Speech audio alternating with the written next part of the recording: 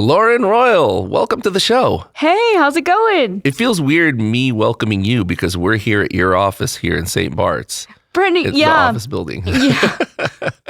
Yeah, literally just 2 doors down is my office. Now, you are the youth minister here at St. Bart's. Yep, absolutely. How long have you been here? This is going to be going on to my second year this coming August. All right. But I've been a youth minister for a total of 3 years now. Okay. I was previously working in the Diocese of Dallas. Dallas? Yeah. Oh, wow. So you didn't grow up here in Houston? No, I didn't. I actually, funny story, grew up in Ohio in a small town where we only had like an Applebee's and a Burger King. And then when I was in 6th grade, so around 2008, we moved to Texas into the Woodlands. And then in 2018, we moved to Dallas. And then I moved back here. So how old were you when you moved to Texas? I was 11. So you know that movie Inside Out with Royle? Yes. Yeah. That was literally me. I went through everything that girl went through. I was like, I can't watch that movie without crying because I'm like, girl, it's going to be okay. You'll survive. So you missed the whole ice skating thing and everything as well? I do. I love the snow. My grandparents had a 12-acre Christmas tree farm. So like a lot of memories growing up are me and my cousins, running up and down the rows of trees and like throwing mud at each other or catching salamanders in the little creek. See, we're the opposite. You've got snow. For me, it's the beach because I grew up in Hawaii. That's so cool. I've always wanted to go to Hawaii. Herm and I actually, who works on the podcast, we both grew up in Hawaii together. We both ended up here in Houston somehow. What brought your family to Houston? My dad's job. Okay. Yeah, so he ended up getting like a promotion with the company. And so they found out that they're going to be needed to move to Texas. So we did. But I remember, it's so funny. I remember the exact day that they told us that we were moving to Texas. I was eating a bagel with strawberries. And I didn't even believe him at first. I was like, you're joking, right, Dad? Like, this can't be happening. And then my little sister, she caught on to it more than I did. And she starts like freaking out. And then like my dad gives us like little Texas teddy bears that have like Texas on it. He's like, we're moving to Texas, guys. And we're like, what in the world is happening? It's too hot down there. It was. I think that was the biggest culture shock was the weather. And because my birthday's in December, so I'm always used to having snow on my birthday. So what was your faith life like growing up? Was your family historically Catholic? Yeah. So I grew up in a cradle Catholic family. And my grandparents, so my grandpa was actually a seminarian when he met my grandma. Oh, wow. He was about to be a transitional deacon. Oh, that close. Yeah. That far into the process. Yeah. Wow. And it was literally at the point of no return, right? And yeah. so then my grandma, she and her friends were frustrated that like no guys were asking them out. So she and her friends joined a traveling church choir. And then they go to this parish where my grandpa's at, and he asks, it's so funny because in Mass he gets tunnel vision, and he can only see my grandma the whole time during Mass, can only think about her the whole time during Mass. Everything else was blurry. And so was he an altar server or something at the time? No, he was about to become a deacon and like literally about to take that step further into the priesthood. But he was, like I said, he was startly like lightly having doubts, maybe I'm not called to the priesthood. And then that's literally when he met. So when he saw your grandma in Mass, so he was just a parishioner. He was dressed as a seminarian. Okay. Yeah, because he was, serving in that way. Yeah, and so then afterwards, this is the best part. He's still in his seminarian gear, and he goes up to my grandma, and he's like, I'm going to be getting out of the seminary, and I was wondering if you'd wait for me so I could take you out on a date. And then my grandma's like, yeah, sure, let's do it. And so then the rest is history. What did the priest say? It's like, hey, we need priests here. Yeah. But no, they're really cute. So I come from a really strong Catholic family that like shaped my values and morals a lot. Was your family like really involved in parish life, or it was mainly just, going to Mass on Sundays and living the life out, or or did your parents have any, leadership roles in the parish? Yeah. So my mom, she was like the head decorator for the church back home in Ohio. And so she would, decorate the church for Christmas and Easter and, be in charge of placing the flowers and doing all that. And then my dad, would get heart attacks, seeing her climb up on the ladder to, work on the crucifix, right? Like, putting the cloth over for Good Friday. And, what parish was this? This was Prince of Peace in Canton, Ohio. Okay. Yeah. And then when you guys moved to the Woodlands here in the Houston area, what parish did y'all go to? Yes. St. Anthony of Padua. Okay. Actually, yeah. No, that parish really formed me a lot. And it was crazy. So I was a competitive jump roper as well. And so Really? my youth group would be literally, and our practices were 3 hours long. So I would go to jumper practice for 3 hours. I would do homework in the car on the way to youth group. And then my mom and I would go through Chick-fil-A. And then I would get dropped off at youth group. So like my mom never let me miss CCE. Yeah. That's cool. Competitive jump roping. Yeah. Wow. How did you get into that? Yeah. So I was in 4th grade. And it was in 4th grade going into 5th grade. Like it was over the summer. And my mom wanted us to get involved in something. My sister chose karate camp. Okay. And I was like, my mom was the all-star athlete, right? Like she played volleyball in college, did track, basketball, all the things. And I was like, I don't want to have my parents coach me from the stands. So I'm going to pick a sport that they knew nothing about. And so there you go. I did just the week jump rope camp. And then the coach was like, hey, you're really good at this. You should think about trying out for our competitive team. Wow. And I was like, okay, sure. So I tried out and I made it. That's cool. Yeah, it was. And you said your mom, she really made sure that didn't take over your life. Right, exactly. And it took, I will say though, it did take over kind of like my identity in a sense, because people would think kind of like how your reaction was, like, oh my gosh, that's so cool. And so that's what people knew me as. And so like growing up, I was like always just Lauren the jump roper or Lauren this. And then when I ended up having to resign from jump rope, it shook me a lot. Oh yeah, because like, who am I? Exactly. And so again, when was this? This was in my freshman year of high school. Okay. And so again, God's timing is perfect. So I literally just resigned from jump rope, my jump rope career, hung up my ropes. And one of the friends I had at high school, she was the most popular girl ever. She was on varsity volleyball, getting a scholarship to Ohio State University. And she wanted to be friends with me. And I was like, this is so cool. She knew I was Catholic and she was also Catholic. And her mom was my 6th grade faith formation teacher. Okay. So she was like, hey, have you ever thought about like coming to youth group or coming to Life Teen? And I was like, no, I really haven't, just because I didn't know anyone. I was kind of on the fence. And so I was like, okay, but she invited me, so I'm going to go. So I went, and my youth minister actually ended up giving a talk on identity. Oh, wow. And it was, again, perfect timing. And literally, like, all the dots just connected for me. Like, there's so much more, like, I realized that there's so much more to life than just being identified by one thing, like, yes. And because you're identify as a child of God, all those other gifts and talents pour out of that identity. And like having that realization so young allowed me to have a lot more confidence in myself. So like I was very blessed that I didn't have to go through any really big insecurities in high school. Now in college, that was another story. But it's cool how that happened right after you gave up jump roping. Yeah. Did you give up because of an injury or anything? Or?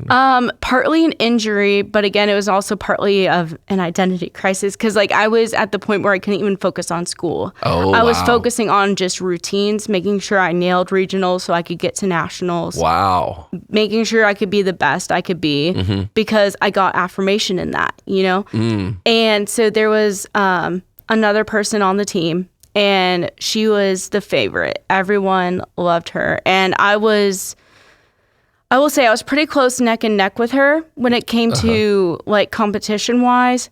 And I beat her one time.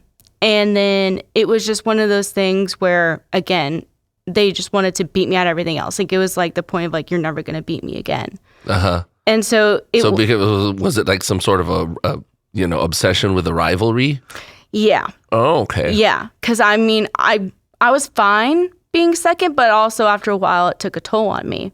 And so I was like, I don't want to be second anymore. So I'm going to go to a place where I don't have to compete for attention or for, to be the coach's favorite or to, try to prove myself. I can prove myself just by being my authentic self. And that is good enough, you know?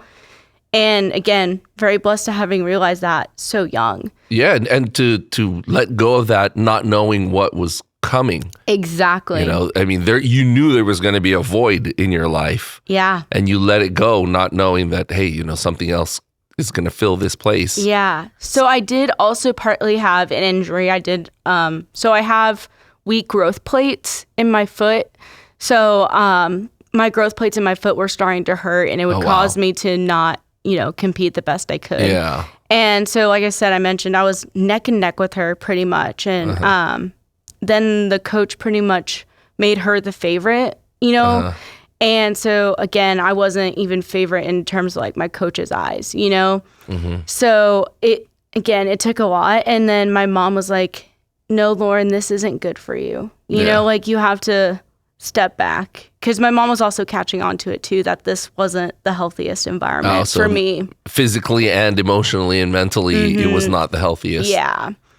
And so then I got involved in youth ministry, and then that's really when like my life took off, was because of that one talk my youth minister gave. Until this point, there was no inkling at all that you would be into youth ministry when you grow up? Not at all. Nothing. I wanted to be a teacher, actually. Oh. So again, similar kind of field, and then when I was thinking about the differences between, youth ministry and teaching, the one thing that would hold me back when it came to teaching was because I'm a big changer. Like, I like to, if something's wrong or there's an injustice, I like to fix it. And in teaching, you can't really do that. Yeah. And one of my big things holding me back from teaching was the standardized testing. Oh my gosh. Because I did not want to have to teach to a test. Oh God. And I was one of those kids that I actually had a hard time in tests, and I struggled with failure because, and luckily my parents were so great. They're like, Lauren, you're worth more than just a number. And that if they could measure your heart, you would pass with flying colors. And I remember just getting so frustrated and even thinking like, well, why can't they just look at my report card and see that I get good grades? Yeah. Because my anxiety when it came to testing was just so high. I can get on a whole soapbox about standardized testing because I'm a special ed teacher, and I've had sped kids in tears, because of the test. Yeah. I cried. And my sixth grade teacher, she was like, if you don't calm down, you're going to have to take the test in a different room by yourself. And I was like, you're not helping the situation. It's not appropriate for everyone. But anyway, like I said, I could get on a soapbox. No, I think we all could. And then again, like, even just thinking back to that identity, right? Like, again, it's so hard to not identify with those things. But because of, my background and, eventually pushing through that, like I've had to push through a lot of trials in my life, and especially in 6th and 7th and 8th grade when we, moved to Texas, because the testing system in Ohio was totally different. And so I actually failed was it 7th grade or 8th grade? It was one of those 2 years of the math STAR test. And I didn't just fail it once, mind you. Wow. I failed it twice. At this point, if I'm getting the timeline correct, like all of this stuff's happening at the same time. Yeah. Like you moving, you changing, you also letting go of jump rope. All of that's happening all at the same time. Yeah. So this is huge changes. No wonder you can relate to Riley and Inside Out. Yeah. Yeah. Big changes. Yeah. So I officially stopped jump rope in my freshman year of high school, like in the middle of it. And everything that happened was me like failing the STAR test because my class was the guinea pig. So I graduated in 2015. So there was a point where it was still called tax, but we were the transition year. And so that happened in 8th grade. So literally, again, like years apart, years difference. And it was, but a way I would also work off steam was jump rope. So it was just like a point of no return. And then I failed the STAR test, like not just once, not just twice. Like I failed it, I think 3 times. And then I got it right the third time. But you had good grades. I did have good grades. So it was really just the testing. Yeah. But in thinking that trial, again, it allowed me to shape my day. You know what? Nope. This grade does not define me. This moment in time does not define me. Yeah, right? Like I had to have that mindset in 8th grade, because if I didn't, I wouldn't have gotten through it. And, you know, like luckily, again, my parents taught me how to persevere and how to, you know, see God in everything. And that's another crazy thing, is that's when the verse Jeremiah 29:11 came into my life as well. So again, God's like really having his hand in mercy right now with me, because have you ever seen the movie Soul Surfer with Bethany Hamilton? I can't say I've seen the entire thing. Okay. So Carrie Underwood's the youth minister in the movie. Okay. And Bethany Hamilton is played by Anna Sophia Robb, who's a great actress, by the way. But she, in the movie, it's based off Bethany Hamilton's life story where she gets her arm bit off by the shark. By the shark, yeah. And so in the movie, Carrie Underwood, playing the youth minister, introduces the verse Jeremiah 29:11. And I never heard it before. And so, and it's, for I know the plans I have in mind for you, says the Lord. Plans to prosper you, but not to harm you, but to give you a future full of hope. And so, and then in the movie, Carrie Underwood has a picture of like a pecan on the screen, you know, on the little projector. And it was really up close. And she's like, no one can tell what this is, right? And they're all like, no, what is this? And then she zoomed out. And then they're like, oh, it's like a pecan or a walnut. And she's like, exactly, right? You have to get the right perspective. And so that's when she tied in the verse down. I was like, that makes so much sense.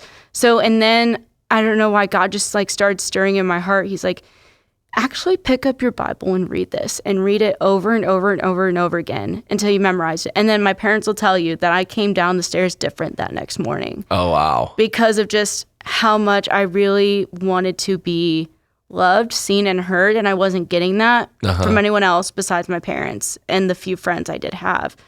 And I was like, you know, I want something more. And so reading that verse over and over again, letting that sink into my heart was so helpful. That's cool. Yeah. That's cool. So when did you start getting the inklings that, oh, I could do this as a career, become a youth minister like for the rest of my life? Maybe. Yeah. So that was actually also part of the verse. So I was like thinking about, again, the differences between teaching and youth ministry. And I was like, you know what? I want to help teens realize what I realized. I want to help teens, not necessarily with the academic sense, but more with the emotional intelligence sense, you know? And that, my teacher in high school, her name was Miss Rapp. She's awesome. Shout out to you, Miss Rapp. She had that same mindset where it's like, you can have the best IQ in the world, but if you don't have a good EQ and how you relate to people, how you talk to people, how you make people feel, then you're kind of stuck, you know? And so helping teens realize their emotional intelligence and helping them grow, I found so much more fruitful. When did you come upon this realization? Were you already in college or? Yeah. So I wanted, my dad, sorry, Dad, he was like, Lauren, you know, maybe not do youth ministry, because at the time youth ministry didn't really get insurance. And so like my dad's like, you know, the big protector and love him to pieces. And he's like, maybe think about something else. But I was in Sam Houston, so I did 1.5 years of community college. Okay. And then I did 2 years at Sam Houston University. And at Sam Houston University, I was maybe about 18, 19 at the time. And I was going through a lot, like a lot. I was taking 5 classes, working and volunteering 40 hours a week. Oh, wow. And on top of that, getting bullied as well.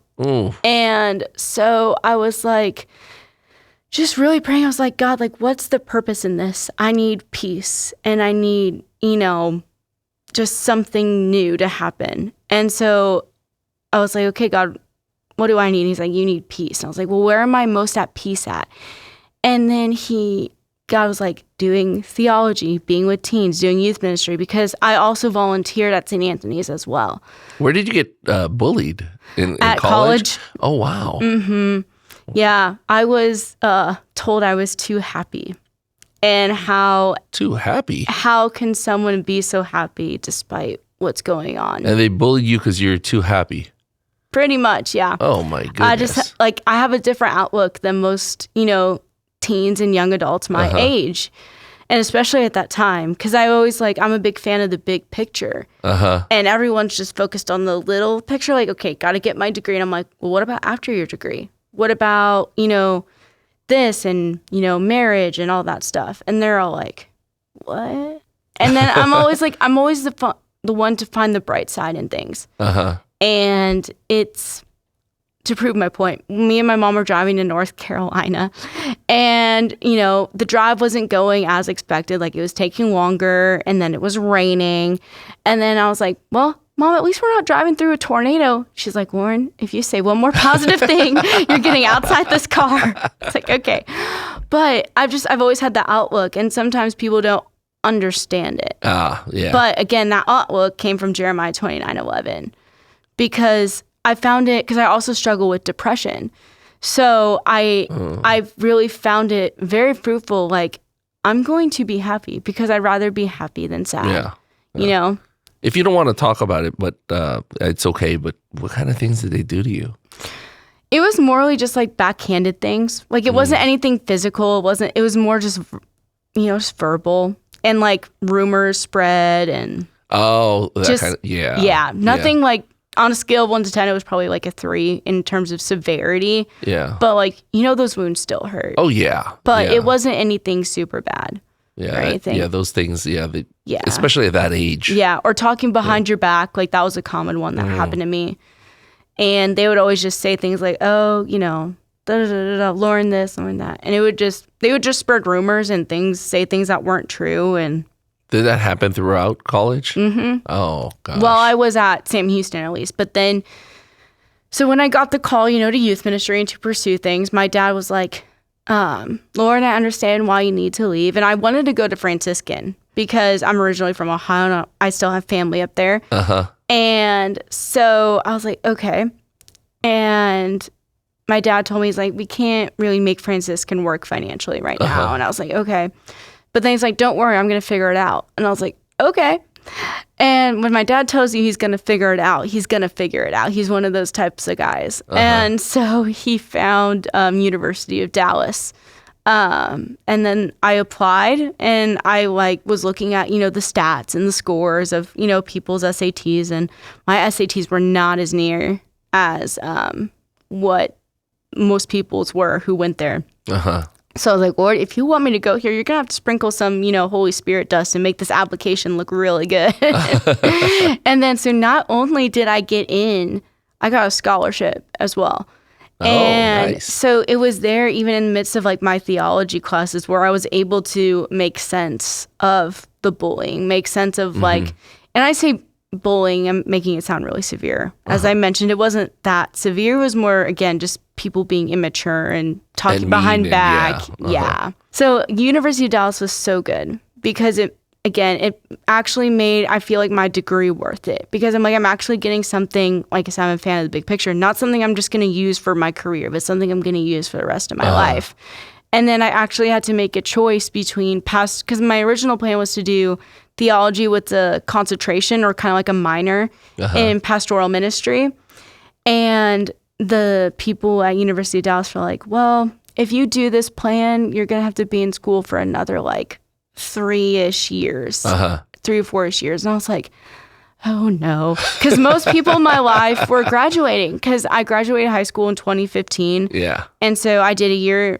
So I was already 3 years into undergrad at this point. I was literally about to graduate with, being ready to be a teacher. And then that's when everything came crashing down, when I couldn't take the backhanded comments anymore. And I just, and so I then got to UD, and I was thinking about, okay, what am I going to use?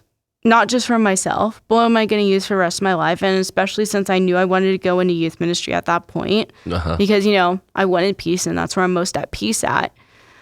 I was like, okay, we're just going to do a theology degree. So we'll just get our bachelor's in theology and call it that. Because I was going through a bit of a seasonal depression at that point, seeing everyone my age graduate. Yeah.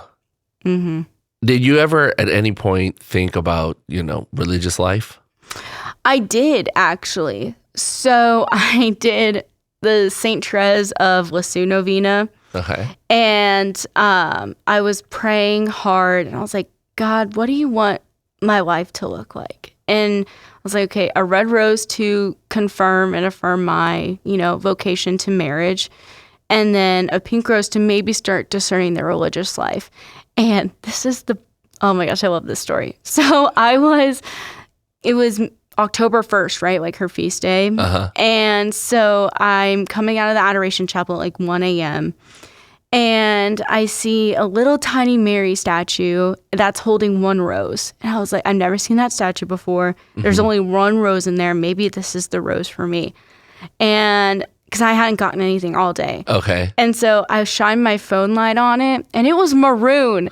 And I was like, are you kidding me? This does not help my situation here. Of all the color roses, it's maroon. I know, right? And then, so the coolest part is then like 2 days later, so on Mean Girls Day, October 3rd, I saw near that same spot a bright red bouquet of 12 stem red roses. So then I got affirmed that way. But prior to that novena, I also did like really think about it and pray about it. And I mean, people in my life have told me like, oh, you'd be such like a sweet nun and all that stuff. And I heard it so much that I started to take it as an insult. Oh. But I was like, thinking about it, I was like, thank you. Like, that's a really good compliment that you see so much virtue in me. And like, no offense to my family, but they didn't, I'll put it this way, my parents are very faithful, but in their mind, like if someone has such religious, and they just love religious things and like love going to mass and actually have a really deep personal relationship with the Lord, in their mind, that means, religious life. That doesn't necessarily mean, this person can be married. I don't think it's just I think a lot of families think that way. Yeah. And so I had to, overcome that perspective. And you know which couple has really helped me? St. Gianna Molla and Pietro. I'm really rooting for his canonization. So all you listeners out there, pray for Pietro's canonization because he's an awesome dude. And like they both just love the Lord so much. And just reading, have you ever read The Journey of Our Love? It's the love letters between the two. No. Oh my gosh, it makes me cry every time. Because I was like, here's a couple that truly embraced the vocation to marriage, right? Like they both love the Lord individually and then they love the Lord together, and the way they loved the Lord brought them together. That's awesome. Like it's so beautiful. And so the story with this book is even cooler. So Gianna passed away, right? And so at her canonization, all these reporters are hounding Pietro, being like, we want your letters to go with Gianna's, because they used Gianna's letters to Pietro to verify that she lived like a good, holy, moral life. And so they're like, we want to publish your letters. We want to make this book. And, being the good, humble man that he was like, I'm going to pray about it and I'll think about it and I'll get back with you. Yeah. So he kind of brushed them off. And then he looks to his kids because there was 4 kids they had. And so he looks to his kids and he's like, don't publish this book. Don't let them do this until I'm dead. Like, don't publish my letters. And then he passed away in like 2010. And then in 2013, the book came out. That's awesome. Yeah. So it's a really cool book. It's like the best $15 you'll spend on Amazon. They'll totally check it out. Yes. Now, so you look at this direction, so you're no longer considering, any type of religious life. Correct. Is the door still open in any way to that? Yeah. I would say I've always felt discernment like as soon as, how do I want to say this? It's almost like for me, I have a direction I want to go and I know God wants me to go in this direction, but until God tells me otherwise, then I'll switch. Yeah. Does that kind of make sense? You're going to stay the course right now. Yeah, we're staying the course for marriage until God's like, okay, you know what? Now you're changing to this. Yeah. If that happens. But so does that kind of, so like both doors open a little bit. But I think, and even talking to like teens about discernment, it's definitely hard because a lot of them, you know, like you're saying, a lot of families do have that mindset, right? Like if you have a really deep personal relationship with the Lord and you like going to mass and, you know, you read scripture all the time, like that means, oh, you're going to be a religious person when that's not necessarily the case, right? Like there's beautiful, holy people out there that love the Lord and who obviously can be saints. Like you can be married and be a saint, right? So how did you find your way into, so after college, you said you were in another youth ministry job before here at St. Bart's. Yeah. So I was at a parish in the Diocese of Dallas. It was in a little town called Corsicana. And so it was a good time there too. So you were there for a year? I was there for a year. Other stuff happened in my personal life that just like had to, you know, get me from pulling back. I got very just overwhelmed and very just, you know, stressed, but also there was just a lot of, not to, you know, shame anything, but there was definitely just like a lot of politics going on. And it happens in some places. It does happen. Yeah. And I'm just, I don't play that. I have the mindset of, I always keep my personal wishes out of everything I do, and especially when it comes to the people who I serve, right? So if I want to take the teens to, you know, a retreat and I have be this way, I'm always like, okay, is this just my desire or is this what God wants for them? And so those answers always have to mesh up. And like, so regardless of what I want, I always put the teens' need first and I can separate it. Right? Like, and I think that's important to do in ministries. You have to be able to separate your own agenda and your own personal wishes and your own personal preferences from those who you're serving. How did you end up here in St. Bart's? Yeah. So, okay, UD saves us again. So I went, once I knew I was resigning from that other parish, I went to University of Dallas, you know, just walking around because I was there because I had a doctor's appointment in Dallas. And so I was like, I'm just going to walk around UD. And then I was like, maybe I should go to the Campus Student Center. You know, but then I was also like doubting. I was like, maybe I don't want to go there because I know I'll just talk forever and I want to get home. But I was like, you know what? No, Lauren, just go. You'll regret it if you don't. And so I went up there and I was talking to the campus minister at UD and a couple other people up there, and they're like, give us your name and we'll, you know, throw your name in the hat if anybody asks us. And I was like, okay. And so I threw my name and I gave them, you know, my email, and then I ended up getting an email from St. Bart's. Oh, wow. Yeah. And then so I emailed back and I was like, how's it going? And I like, you know, sent them my cover letter, my resume, and then now we're here. But yeah, if I always think about like if I hadn't gone back up to if you didn't walk into that office. Yeah. It's so crazy, those little like butterfly connections, because they were also the ones that helped me realize that, you know, that particular parish just wasn't the parish for me. And so again, if it wasn't for them, I probably, you know, would have been in a lot worse mental state, because youth ministry does take a big toll on you. And they were able to help me like, you know, see that maybe like this just isn't the right fit for you. Not that the parish is bad, not that anything is bad. It's just not the right fit for you.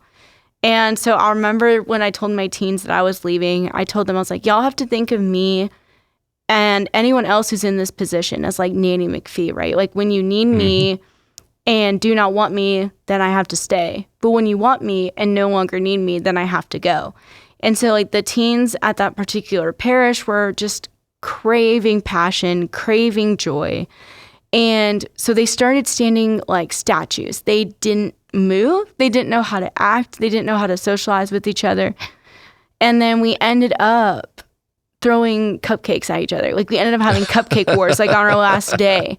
And so I was like, guys, look at what we just did. There's no other way to explain this except the joy of the Lord, right? And so they're like, yeah. And they were like all on fire. And so you would think that we would end really sad and that a bunch of teens would be crying, but we ended up really happy on a good note. And I think it was really good for them as well, Because like I said, I gave them all I could give them. They needed me while they needed me. And I think that's a healthy mindset to have in any job. Yeah. Right? Because you just never know. Yeah, you're meant to be there for that certain amount of time. Yeah. So here at St. Bart's, it's been almost 2 years now. How's it been going? I love it. St. Bart's is awesome. Everyone is so sweet. We got such a great family here, great community here as well. And I really just love, the environment, right? Like you'll find youth ministers focus on something, either it's like curriculum or theology. Like they'll have that one particular focus. And for me, that's been hospitality, right? Like I just love creating a welcoming, inviting environment where teens and even adults, like my core members, can feel like they're growing in their faith and can feel welcome and invited. And that's the feeling I got here, where I was, I like it here. So I packed my dog and my cat up and we just came. Now, we had your predecessor here on the show a while back, Brianne. Love Brianne. She's fantastic. There's pretty big shoes to fill coming in after her, huh? Yeah. It has been pretty big shoes to fill, but I think I have her blessing and I know she's been praying for me, and she's a really sweet person too. We've been trying to get her on the show to just talk about the missions that she's been on, because she's been around the world. Yeah. And we didn't have time during her interview to do it, so we were like, oh yeah, we gotta just sit down and talk about your missions and your experiences. Yeah. But she's got 2 kids and she's trying to juggle all that. Talk about embracing the mom life. I love it. For sure. She said somewhat similar to what you said, trying to find your space, because now she's like shifting into how am I going to love the Lord as a mom? Yeah. Yeah. So that's pretty cool. And speaking of missions, I love missions. Like I had the opportunity to go to Haiti whenever I was 17 and 18. I went the summer of 2015 and then I went the summer of 2016. How was that? It was so cool. What did you do over there? Let's see. I actually used power tools, which I'm normally not allowed to use, because my dad's like, Lauren, just don't mess with it, because I'm very clumsy. So he doesn't want me to get hurt. But so I helped build a bench. I helped build soccer goals. I worked a lot on the mission base. We did a lot of person-to-person ministry where we would go bring people food. Mm-hmm.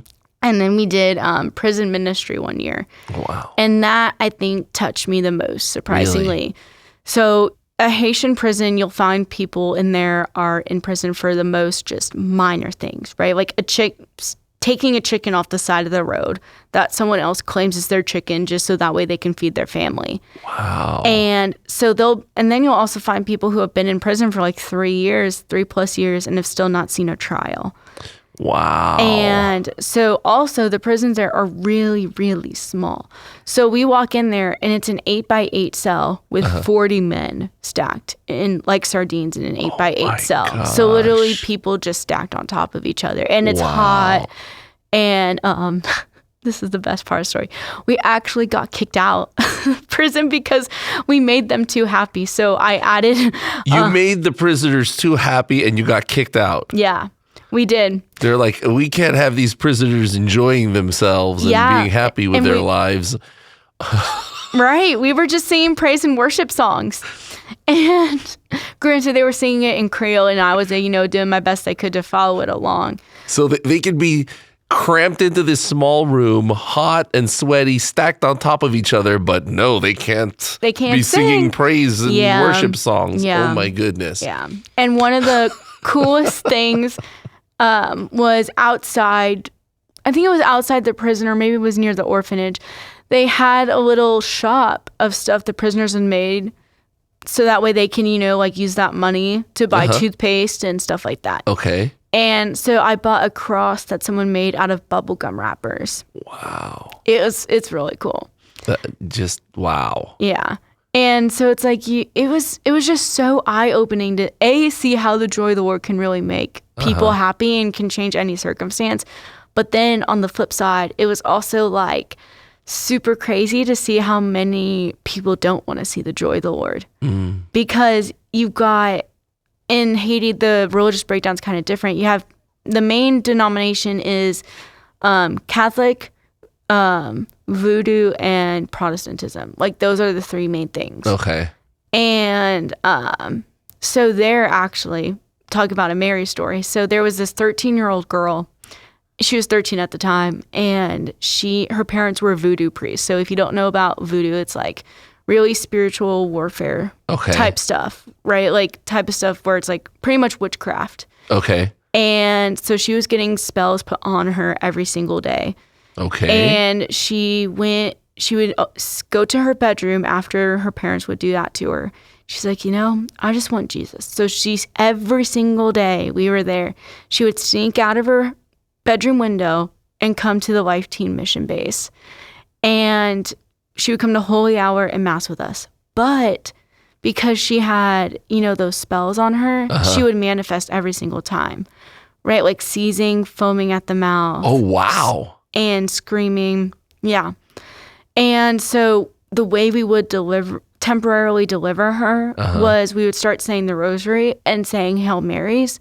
And I'm not kidding you. Like each decade we did, like every decade we finished, she got calmer and calmer and calmer until she finally rested in the presence of the Lord. And like she like raised up a little bit, like she raised up her shoulders and like her body. And then she just like, and just rested. You're giving me goosebumps here. Yeah. Seriously. Wow. Yeah. And so Mary showed up big time. Wow. Yeah. And so she came out of it and she was like, she was crying a little bit, but she was like, I don't want anyone to think anything bad of me. I just love Jesus so much. And like, she felt bad for like interrupting Mass and Holy Hour. Oh, wow. She was like, I just want Jesus. And she came back the next day. She's like, I don't care. Did her parents ever find out? I don't know. Ooh. I know. Because like in Haiti, like punishment's like a real thing. So I don't know if her parents ever found out, but. Wow. How long were you there? I was there for a week. All of that within a week? Mm-hmm. Wow. That was the first week I went there. And then when I went back the following year. Okay. I did some different type stuff. So I didn't do prison ministry that year, but we went to an orphanage. That was tough. That was really tough. Because I'm like, I just want to take all you kids home. Third world orphanage, yeah. That's like, I just want to take all you kids home and give you fried chicken and pasta and feed y'all. But it was tough to see. And then you look at those kids' faces, you would never know. Really? Yeah, just because they were so happy and so just genuinely themselves and so like authentic, they didn't care. And then because they didn't know anything else. They don't know anything else. And then we were doing home ministry, and there was this 6-year-old little boy. Speaking of discernment, his name was Talons, and he was like, "I'm going to be a priest." I was like, at 6, he knew he wanted to be a priest, and my Bible at the time had pictures in it, and so I like showed him. He's like, and I was like, "Who is that?" And he's like, "Mama Mary," and then I was like, "Who's that?" And he's like, "Jesus," and I was like, "Who's that?" And then he's like, "Saint Joseph," and like so he knew a lot. And I was like, this sweet 6-year-old little boy who's sitting on my lap wearing my sunglasses wants to be a priest. Like, that's awesome. And it's just so cool to see how the gospel changed people like that, and not even just people. There was also dogs as well that were affected by like dogs. Just by like the joy of the gospel. So this she was pregnant, but this mom dog, came up to me and, there's just a cultural difference. So Haitians don't really like dogs. They'll throw rocks at them. Okay. Because it's just, they are afraid of them. Okay. And so again, one of the things the mission base does is it changes, culture and promotes like, even not just evangelization, but just also like culture, being like, dogs aren't actually all mean, like somewhat of that education. And so this mom dog comes up to me on the mission base, and I give her a little bit of my breakfast bar or whatever. And she then like motions, it was the weirdest thing. She motions me over to this sewer garbage thing. And I look inside and there's a litter of puppies. And they were covered in fleas and they were sleeping in dirt. And I was like, this isn't right. And so the Holy Spirit was crazy. I brought 2 bath towels, 2 shower towels, and you'd think you'd only need 1. I don't know why I packed 2, but so I took one of my shower towels, And I then went, and I was also the only one small enough to fit in this sewer thing. So I crawl into the sewer and I lift all the puppies off the dirt, wipe off their fleas, and I put them on the towel. Wow. Yeah. And then I went over. I'm such an animal lover. It's crazy. So then I went over to the local priest on the mission base. And I was like, hey, Father, do you know that there's all these baby puppies? Can you just bless them for me? So I asked the priest to bless these baby puppies, that they would be okay. And then when I went back the following year, because that happened the first year I was there. So the following year I came back, I got to see those puppies all grown up. Oh, that's cool. That's nice. Yeah. Who knows what would have happened to them if you know. I know. Yeah. Had the priest bless them in a garbage disposal. Yeah. It was literally I don't even know if it was a garbage disposal. It was like a sewer type thing. It was really weird. If you didn't clean them up at least. Yeah. Get some of those fleas off. Yeah. Yeah. So die of disease or something like that. Yeah. Wow. So did you go to these missions as part of the parish? Or I did. So it was one of the young adult missions that we had, and it's actually something I would like to do here. So was it your old? It was at St. Anthony of Padua. Okay. And so it was open to all teens who graduated high school and up. So I think it was 18 to 30. Okay. And so. Oh, that'd be awesome if you could do something here. I know. I was thinking about it. But the youth here are gearing up for World Youth Day. So that's the young adults. That's the young. Oh, that's right. Yeah. So the young adults are going to World Youth Day. Yeah. But the teens and I were going to AYC for sure. So shout out to the Archdiocese. Thank you for putting on AYC. And we just had Jeanette on the show. I love Jeanette. She's so sweet. She told her story and she talked a little bit about AYC as well. Yeah. Yeah. So we're doing AYC and then we have another retreat coming up in August for sure. That's awesome. It must be so rewarding just, serving our youth because it's the future of our church. Yeah. Oh my gosh. You actually just hit. Oh, I love it. So a lot of people think that the youth are the future of the church. And I'm always like, no, the youth aren't the future of the church. They are the church. You know what? Jeanette just told me that too. They have. I just don't want to feel old. That's I feel the same way. I'm just as old as Blue's Clues. And I'm like, how am I just as old as Blue's Clues? But, so it's like, so it was literally, I remember this, it was my first night with my 6th through 8th graders. And I told them, I was like, everyone thinks you guys are the future of the church. And no offense to those people are great. But you guys are the church. And you have needs here and now that need to be tended to, that need to be tended to and, fed and, taken care of and invested in. And, but I was like, look, you guys also have to now stand up, right? Because if this is your church now, not in the future, that means you guys also have to step up. Take some responsibility for it, ownership. Yeah, exactly. This is your faith now. This is not your parents' faith now. And a lot of teens wait till confirmation to get that mindset. But if I can help them get that mindset now, in 6th, 7th, and 8th grade, then I'm all down for it. But because it's a lot of teens have the mindset of, well, how can I get confirmed? And a lot of people don't understand the faith life as a journey, right? Yeah. And they just look at the milestones and and then a lot of people also. I'm a big fan of the 12 inches. So it's 12 inches from your head to your heart. And so you can know Jesus loves you, right? But have you actually felt Jesus' love? Have you actually encountered Jesus? Have you actually, stopped to be silent, to see what he wants from you, to see what he has on your heart? And a lot of people say no, because a lot of people just know facts. And that's why I personally think, because I wrote my thesis on evangelization, and that's why I think a lot of people are falling away from the Catholic Church is because of the lack of the 12 inches and the lack of the communication, right? A lot of it is all in their head, right? They'll see the Eucharist and be like, oh, is that just a symbol? There's no way that can really be Jesus.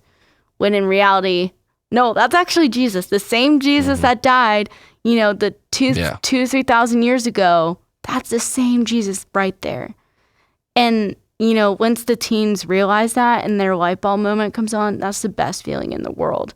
like all the sleepless weekends, all the, work is worth it because of just that one moment. And even if it's just one moment, right? Like I don't have to have a whole bunch of teens get light bulb moments at once. If just one teen gets something out of what I say, I'm like on cloud 9. And so I actually had one teen tell me that this used to feel like meetings where we were forced to come, but now it feels more like a friend group. That's awesome. And that is awesome.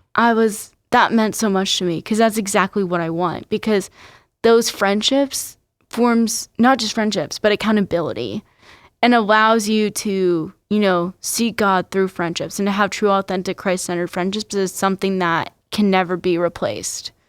Looking at, your story and your experiences, and now your work and your experiences with the youth, what would you say to somebody who was like a middle schooler who's trying to find themselves, who's kind of a little lost? What would you say to them? I would say take a deep breath. Don't worry and don't overthink it. And just open your heart and open your mind to see what the Lord has for you, right? Like take that step and be like, Lord, what do you want from me? Who am I to you? Please reveal that to me because I'm struggling right now, right? Like just that honesty in prayer, I think is something really, really humbling and really moving that the Lord just loves, right? Like you give the Lord a crack, he'll blow the door wide open. And I mean, I've seen that happen time and time again. And it's just taking that little bit of initiative to say, Lord, what do you want from me? Or even if it's just, Lord, I don't even know if you exist. I don't know if you exist. I don't know if you love me, but I'm here. And that's all I've got. And then the Lord's like, great, I'll use that, right? Like he wants us to come as we are, and he wants us to be who we are, right? Like we don't have any expectations when it comes to God. Like we don't have to fight to earn his love. And that's something that mindset really struck with me, because you were mentioning like, friends, or we were talking about friends and, like being in middle school and finding yourself. And I thought the people on my jump rope team, I thought they were my friends. And it's not like they were bad people, but they just they saw me purely for the competition. Okay. Right? And so I never really experienced true friendship until I joined youth group. And that's something that makes a difference, because if you have people who are like-minded and people you can be real with and people who will be real back with you, then that's a total game changer. Talking to a parent who has a child who's lost like that, what would you say to the parent? I would say invite them into conversation. Pray, and also give the teen and yourself grace. Know that because your teen is going through this doesn't make you a failure as a parent. Doesn't make you a bad person, doesn't make you a bad Catholic, right? Like thinking about it, we all go through seasons of doubt. We all go through seasons of, self-discovery. And being able to give yourself grace in that, but also, again, act on it, right? Like to actually talk to your team like, hey, like, how was your day today? Like sit down together as a family for dinner. No one does that anymore. Like sit down and have dinner together and just be like, what was the best part of your day? And what was the worst part of your day?